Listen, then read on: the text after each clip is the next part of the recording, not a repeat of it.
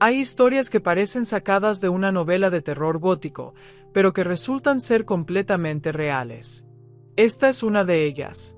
Una historia que atraviesa décadas, continentes de emociones humanas, y que nos habla de la muerte, la explotación, el olvido, finalmente, de la dignidad que todo ser humano merece incluso después de partir de este mundo.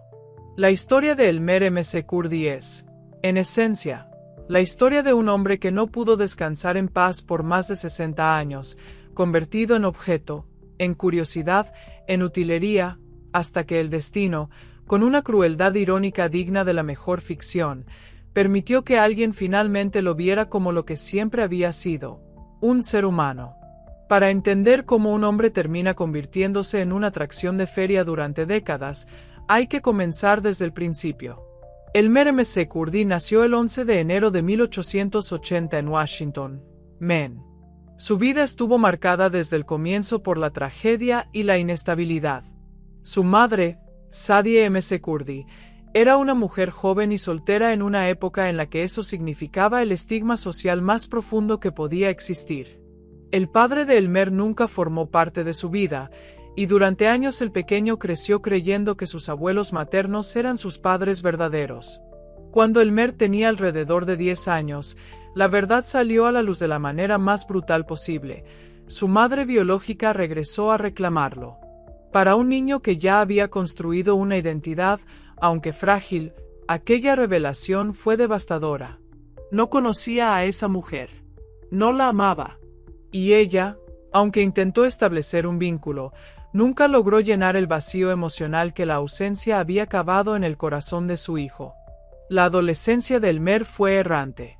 Trabajó en varios oficios sin encontrar ninguno que le diera satisfacción o estabilidad. Aprendió el oficio de plomero durante un tiempo, pero el trabajo era duro, mal pagado y monótono. Fue en esos años cuando el alcohol comenzó a convertirse en su compañero más fiel y más destructivo. El whisky barato de los salones de Oklahoma y Kansas era más accesible que cualquier forma de consuelo humano, y Elmer se refugió en él con la desesperación silenciosa de quien no tiene a nadie que lo espere en casa. A principios del siglo XX, Elmer se enlistó brevemente en el ejército de los Estados Unidos, donde aprendió algo que cambiaría el curso de su vida: el manejo de explosivos. Los militares le enseñaron a usar la nitroglicerina con precisión, a calcular cargas, a entender la lógica destructiva de los explosivos. Era una habilidad técnica, casi científica. Y Elmer, que nunca había destacado en nada, descubrió que era bueno en eso. Lamentablemente, esa habilidad no la usaría para construir puentes ni túneles. Cuando Elmer McCurdy decidió convertirse en forajido, el viejo oeste ya estaba muriendo. El romanticismo de Jesse James, Billy the Kid y los grandes bandidos de frontera pertenecía a una era que se desvanecía rápidamente ante el avance del ferrocarril, el telégrafo y la ley organizada. Los forajidos de principios del siglo XX no eran héroes de leyenda, eran criminales torpes en un mundo que cada vez les dejaba menos espacio para escapar. Elmer se unió a varias bandas de poca monta y participó en algunos robos que, más que exitosos, fueron memorables por su incompetencia. En 1911, formó parte de un grupo que planeó robar un tren de la empresa Missouri, Kansas and Texas Railroad. La información que tenían indicaba que el tren transportaría una carga de dinero considerable, producto de pagos a tribus nativas americanas de la región. El plan salió terriblemente mal desde el principio. Primero, Elmer y sus cómplices detuvieron el tren equivocado. El vagón que creyeron que contenía miles de dólares en realidad transportaba solo unos pocos cientos. Pero eso no fue lo peor.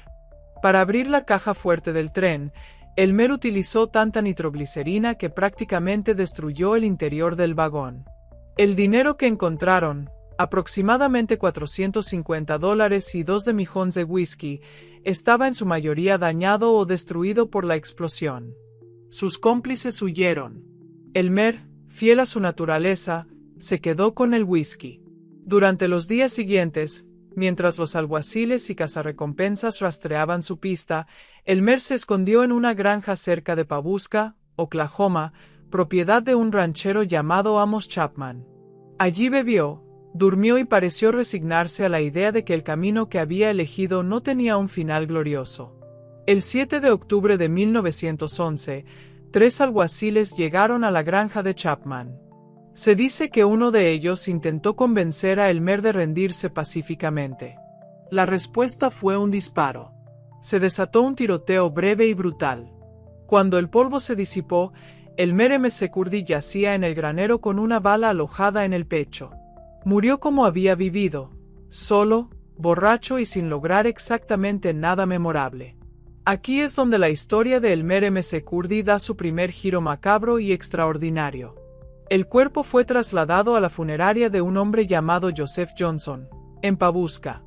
Johnson era un empresario astuto en el sentido más oscuro de la palabra. Ante la falta de familiares que reclamaran el cuerpo, el hombre tomó una decisión que hoy nos parece inconcebible, pero que en aquella época tenía una lógica perversa y perfectamente comprensible dentro del contexto cultural del momento. Johnson embalsamó el cuerpo de Elmer McCurdy con una solución de arsénico. El arsénico era un agente embalsamador potente que endurecía los tejidos y preservaba las facciones con una fidelidad casi escultórica. El resultado era un cadáver que parecía hecho de cera, con rasgos definidos, una expresión rígida pero reconocible, y una dureza que permitía manipularlo sin que se deteriorara. Luego, Johnson hizo algo que define perfectamente la mentalidad de la época: cobró 5 centavos a cualquier persona que quisiera ver el forajido muerto.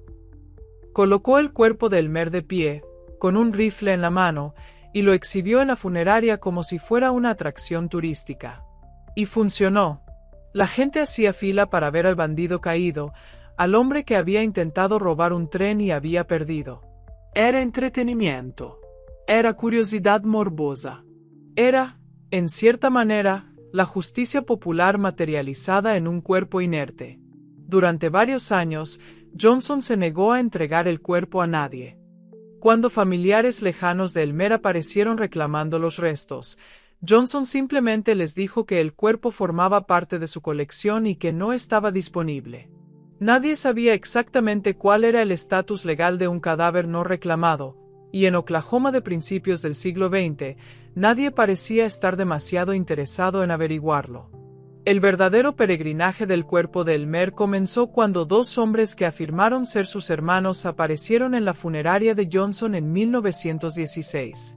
Conmovido por la reunión familiar, o quizás simplemente cansado del cuerpo después de 5 años, Johnson finalmente entregó los restos. Pero aquellos hombres no eran los hermanos de Elmer. Eran empresarios de circo. Así comenzó el viaje más surrealista de la historia del entretenimiento americano. El cuerpo de Elmer McCurdy fue vendido, prestado, exhibido y transferido entre decenas de circos, ferias ambulantes, shows de curiosidades y atracciones de carretera durante los siguientes 60 años. En cada parada, era presentado bajo un nombre diferente. A veces era el forajido de Oklahoma. Otras veces era simplemente el hombre momia. En algunas ocasiones fue exhibido junto a otros supuestos cadáveres o figuras de cera en colecciones que mezclaban lo real con lo falso sin ningún tipo de distinción moral. Lo fascinante, y lo perturbador, es que durante todo ese tiempo nadie cuestionó seriamente la naturaleza del objeto. La gente asumía que era una figura de cera o de plástico. Los propietarios de los shows, muchos de los cuales ni siquiera sabían la historia completa, lo presentaban simplemente como una atracción más. Elmer viajó por todo el territorio de los Estados Unidos, fue visto por miles de personas, fue tocado, fotografiado, y en ocasiones maltratado por visitantes que no imaginaban que estaban interactuando con los restos reales de un ser humano. Hubo momentos en que el cuerpo estuvo a punto de perderse para siempre. En algunos traspases, los documentos de propiedad eran inexistentes o ambiguos. En otros, el cuerpo simplemente era parte del inventario general de una atracción, listado junto a carromatos y lonas de carpa sin ninguna distinción especial.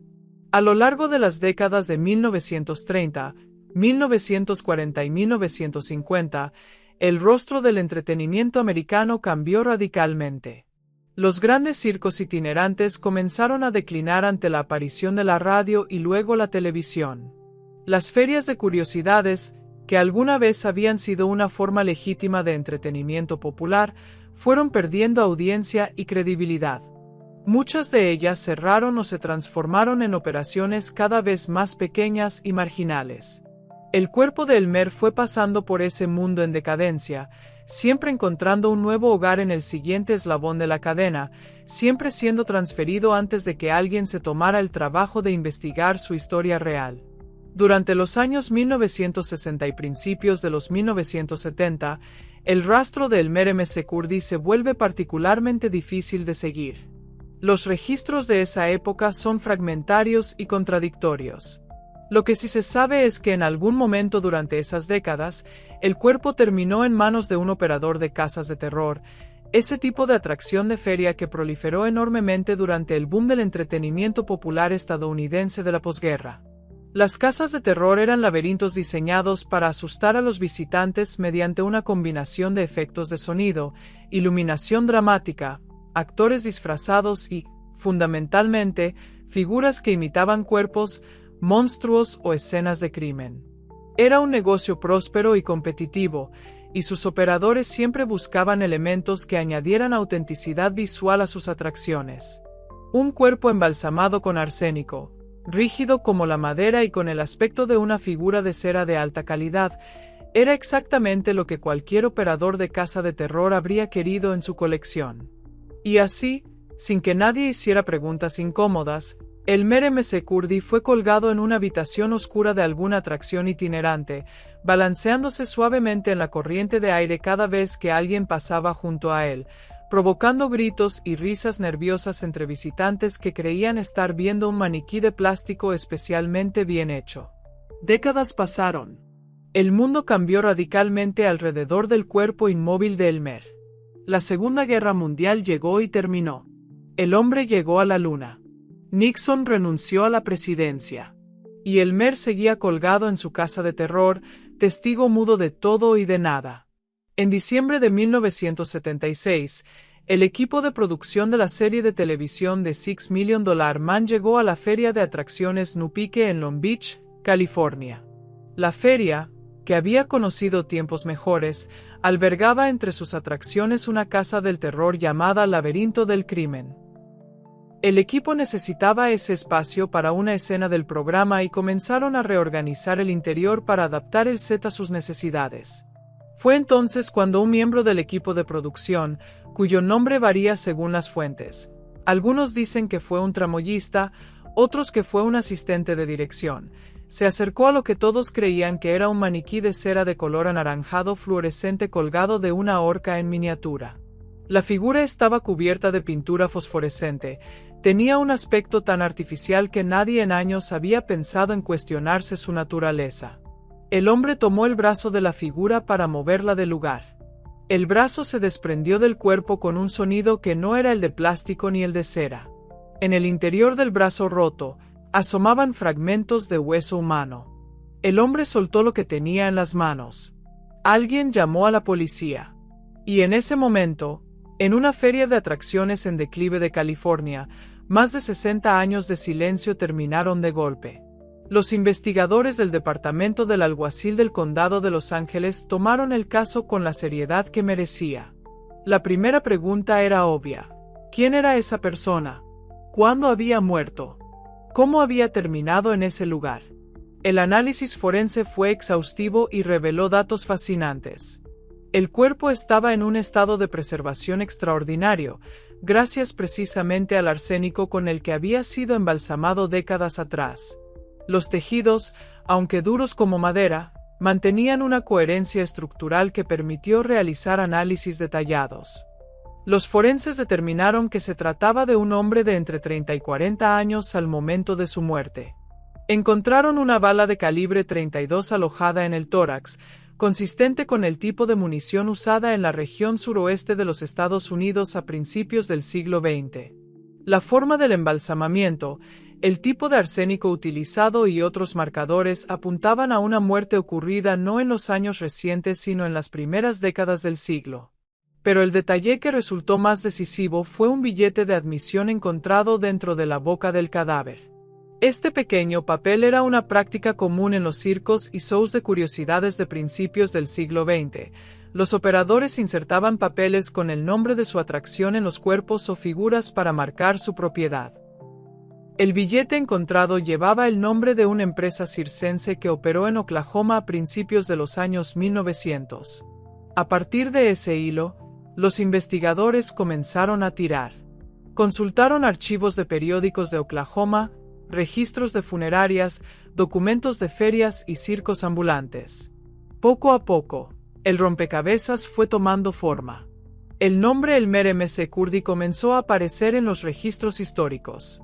Los artículos de periódico de 1911 describían su muerte, su exhibición en la funeraria de Johnson, la posterior desaparición de su cuerpo con los supuestos hermanos. La identificación no fue instantánea ni simple. Tomó semanas de trabajo archivístico y forense. Pero eventualmente, las autoridades lograron establecer con un nivel razonable de certeza que el hombre que había estado colgado en una casa del terror en California era Elmer McCurdy, forajido de Oklahoma, muerto en 1911. Una vez confirmada la identidad, surgió una pregunta que nadie había tenido que responder en 65 años. ¿Qué hacer con los restos de Elmer McCurdy? No había familiares conocidos que pudieran reclamar el cuerpo. No había nadie que lo llorara. No había nadie que hubiera esperado su regreso. Elmer había llegado al mundo prácticamente solo y había pasado por él de la misma manera. Pero había personas que sentían que el hombre merecía, tarde aunque fuera, alguna forma de dignidad. El estado de Oklahoma decidió hacerse cargo. El 22 de abril de 1977, más de 65 años después de su muerte, Elmer McCurdy fue enterrado en el cementerio Boot Hill de Summit View en Guthrie, Oklahoma. Era un lugar que tenía una resonancia histórica apropiada. Boot Hill era el cementerio tradicional donde se enterraba a los forajidos y figuras del viejo oeste. La ceremonia fue modesta pero digna. Asistieron algunas autoridades locales, periodistas que habían seguido el caso y curiosos que sintieron que aquel momento merecía ser atestiguado. Alguien dejó flores. Para asegurarse de que nadie volviera a mover el cuerpo de Elmer McCurdy, las autoridades tomaron una precaución que en retrospectiva resulta casi poética. Sellaron el ataúd con una capa gruesa de cemento antes de enterrarlo. Elmer McCurdy, el hombre que no había podido quedarse quieto en ningún lugar durante 6 décadas, quedaría anclado para siempre. La historia de Elmer McCurdy habla de muchas cosas al mismo tiempo. Habla del viejo oeste y de su decadencia, de la soledad que puede llevar a un hombre a tomar decisiones destructivas, de la explotación de los muertos como entretenimiento, de los límites difusos entre lo real y lo artificial en la cultura popular americana. Pero también habla de algo más profundo, de la capacidad de una sociedad para ignorar lo que está frente a sus ojos cuando resulta conveniente no ver. Miles de personas habían estado junto al cuerpo de Elmer McCurdy. Lo habían mirado, tocado, fotografiado. Y ninguna había pensado, o querido pensar, que aquello podría ser un ser humano real.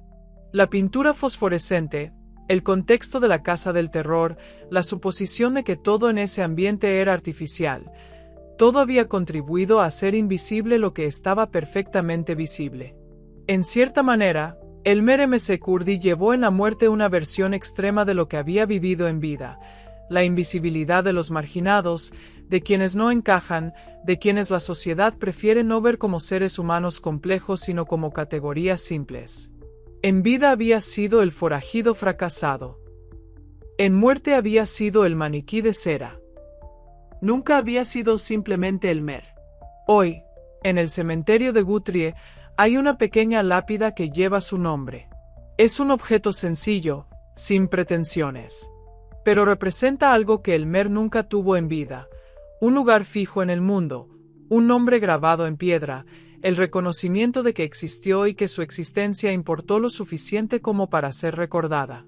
La historia del cuerpo en la casa del terror terminó, finalmente, como debería haber terminado décadas antes, con un hombre enterrado en paz, con su nombre, en la tierra que lo vio morir. Tardó 66 años. Pero llegó.